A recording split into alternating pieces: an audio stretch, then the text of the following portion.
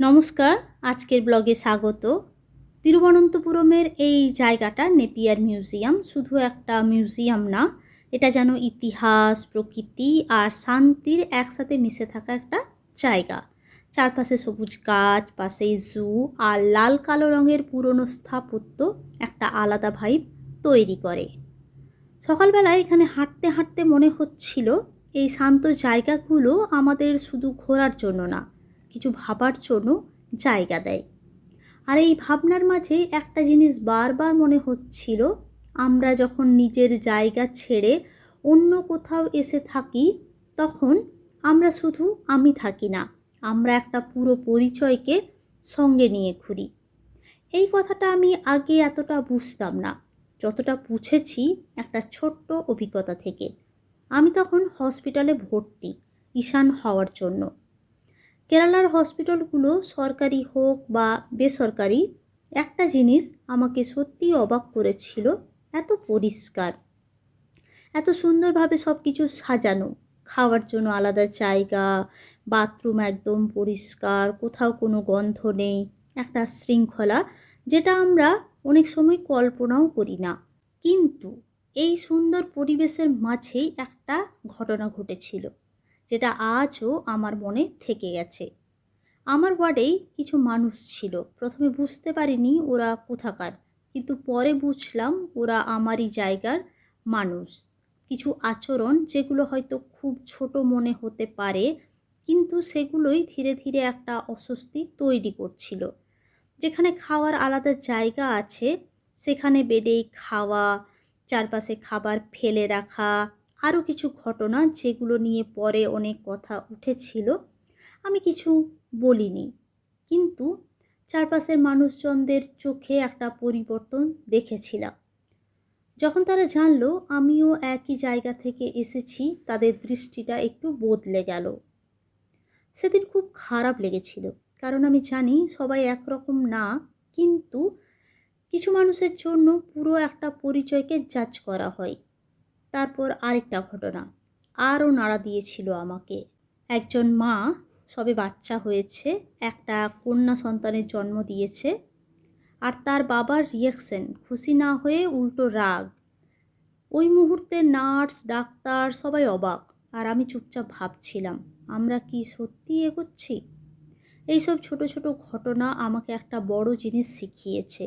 আমরা যখন বাইরে থাকি, আমাদের প্রতিটা কাজ, প্রতিটা ব্যবহার কেউ না কেউ লক্ষ্য করে। আমরা চাই বা না চাই, আমরা আমাদের জায়গাটাকে রিপ্রেজেন্ট করি। সবাই খারাপ না, বরং বেশিরভাগ মানুষই ভালো।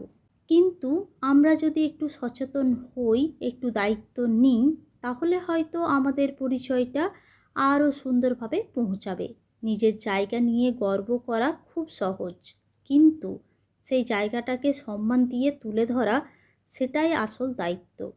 আজকের এই শান্ত জায়গাটা আমাকে সেই কথাটাই আবার মনে করিয়ে দিল। এখন আমি আর্ট গ্যালারি দেখব বলে অপেক্ষা করে আছি। কাউন্টার এখনও খোলেনি, 10টার সময় খুলবে, 10টা বাজতে আরও 5 মিনিট বাকি আছে, এখন অপেক্ষা করছি। তো এটা হচ্ছে টিকিট কাউন্টার। টিকিট কাউন্টারটা একবার দেখিয়ে দিই আপনাদেরকে। এখানে সমস্ত কিছু ডিটেলসে লেখা আছে, টিকিটের দাম থেকে শুরু করে সমস্ত কিছু। একবার আপনারা চোখ রাখুন।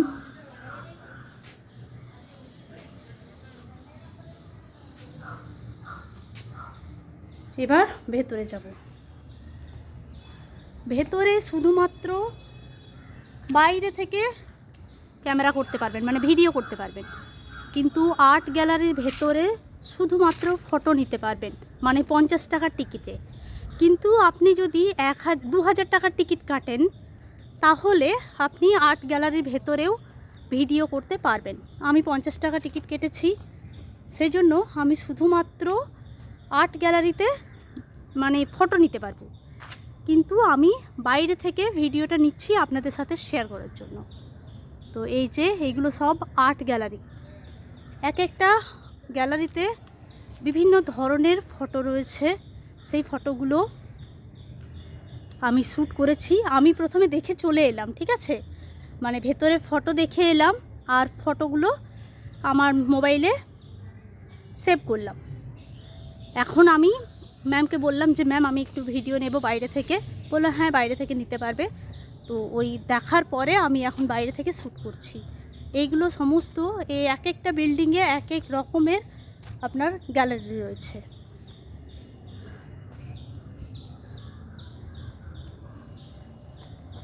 নাম দেওয়া রয়েছে Shri Chitra art gallery.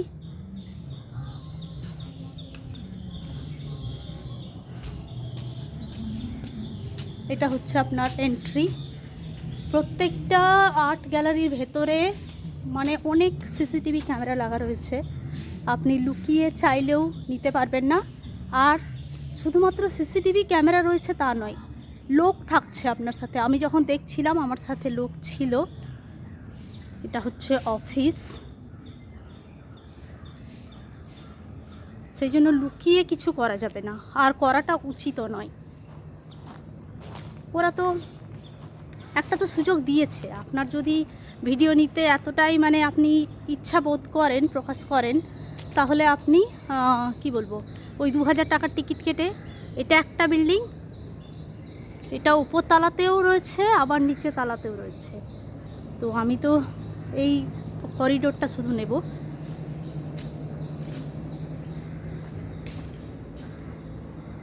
উপরতলা corridor, এটা একটা গ্যালারি।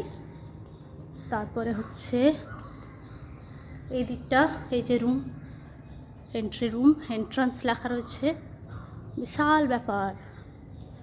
হ্যাঁ সব বন্ধ, দরজা বন্ধ, সেজন্য এখান থেকে কিছু দেখ। এই যে এটা হচ্ছে আপনার এন্ট্রি, এদিকে চলে গেল, আবার এদিকেও, এদিকে একটা রুম।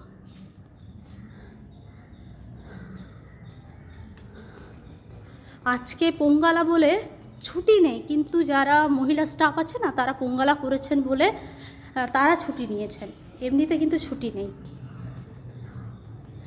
আবার এইদিকে উপরতলা চলে গেল, এটাতে একটা আমি সব দেখে এলাম। তো এই হচ্ছে এই আর্ট গ্যালারিতে ঢুকে এত রকমের ছবি, এত রকমের শিল্প দেখলাম, সেগুলো এক এক করে বলে শেষ করা সত্যিই সম্ভব না। আমি নিজেও শিল্পকলার খুব জানাশোনা মানুষ নই, তাই প্রতিটা কাজের গভীরতা বা বিশ্লেষণ আপনাদের বোঝানোর মতো ক্ষমতা আমার নেই।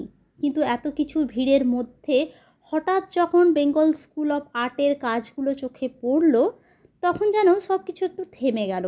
কেরালার মতো এত দূরের জায়গায় দাঁড়িয়ে নিজের বাংলার শিল্পীকে দেখতে পাওয়া অনুভূতিটা ঠিক ভাষায় বোঝানো যায় না।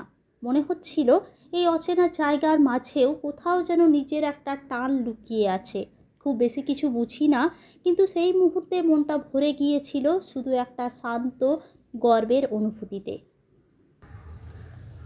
এখানে লেখা রয়েছে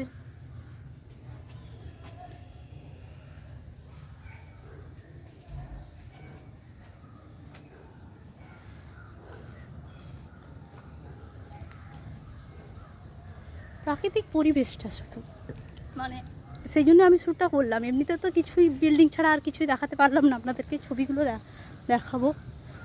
প্রাকৃতিক পরিবেশটা দেখুন কি সুন্দর, মুগ্ধ হয়ে যাচ্ছি। তবে চলুন আজকে ব্লগটা এখানে শেষ করছি। ব্লগটা কেমন লাগলো জানাবেন, ভালো লাগলে লাইক আর শেয়ার করবেন। আর আপনাদের সাথে আমার দেখা হচ্ছে আমার পরের ব্লগে। সবাই খুব ভালো থাকবেন, সুস্থ থাকবেন আর খুব আনন্দে থাকবেন। ধন্যবাদ।